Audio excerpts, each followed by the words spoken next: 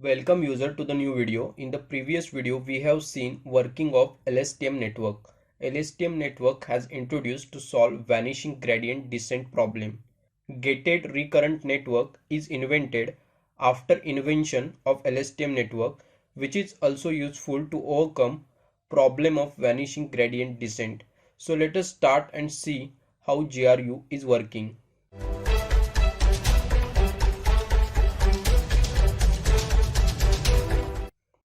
Gated recurrent unit network is a new version of RNN.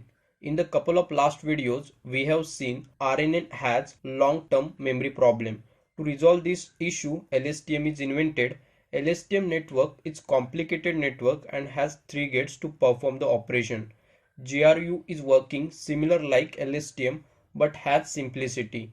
Right here we can see structure of LSTM network. LSTM network has hidden and cell state.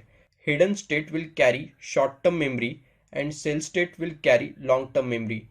GRU only has hidden state contain both short-term and long-term memory. GRU has update gate and reset gate. The function of update gate is to remember how much of past memory to retain, whereas reset gate knows how much of past memory to forget. Both sounds little similar but has certain difference.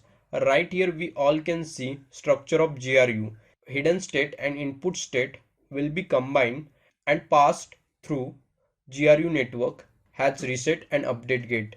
After getting the information from update and reset gate, we will have output and new hidden state. During all the operation, weights are associated with all the states. Right here in pictorial representation of GRU, each state has its own role to get final states.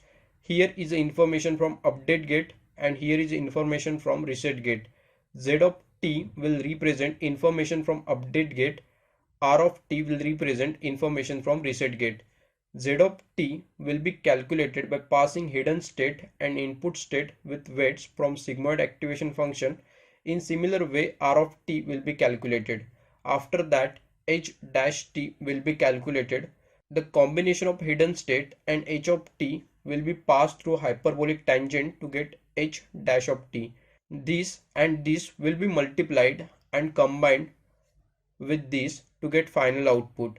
Sigmoid will decide which information to forget and which information to remember. Hyperbolic tangent will not vanish till second derivative.